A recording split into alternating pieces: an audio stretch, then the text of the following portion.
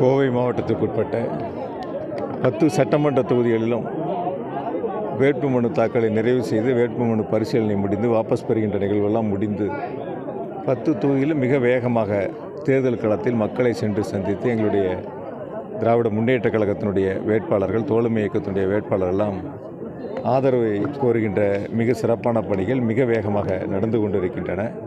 கோவை தெற்கு தொகுதியை பொறுத்தவரை வருகின்ற 13ஆம் தேதி முதல் கட்ட பிரச்சாரத்தை அனைத்து வார்டுகளுக்கும், அனைத்து தெருக்களுக்கும், அனைத்து இல்லங்களுக்கும் நேரில் நடந்து சென்று வாக்காளரை சந்தித்து வாக்கு சேகரிக்கின்ற முதல் சுற்றுப்பயணத்தை நிறைவு செய்ய இருக்கின்றோம்.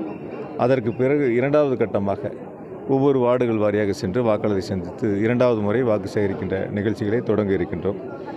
கோவை தெற்கு தொகுதியை பொறுத்தவரை நாங்கள் செல்லும் இடங்களில் எங்களுடைய முதலமைச்சர் மாண்புமிகு தளபதி அவர்களுக்கு ஒரு மகத்தான ஆதரவை மிக சிறப்பாக பொதுமக்கள் வழங்கி வருகின்றார்கள். அதை நீங்கள் கண்கூட பார்க்குறீங்க. ஆரத்தி எடுத்து மலர் தூவி வரவேற்பை கொடுத்து எங்கள் வாக்கு உதயசூரியனுக்கு என்பதை உறுதி செய்திருக்கின்றார்கள்.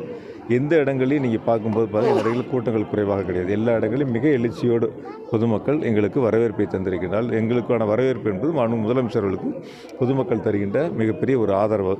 அந்த ஆதரவு என்பது வெற்றி பயணத்தை நோக்கி நாங்கள் பயணித்துக் கொண்டிருக்கின்றோம். மத்திய அமைச்சர் பியூஷ் கோயல் 2 நாட்களாக கோவையில் தங்கி பரப்புரை மேற்கொண்டிருக்காரு. அவர் என்ன சொல்கிறாருன்னா, குறிப்பாக துணை முதல்வர்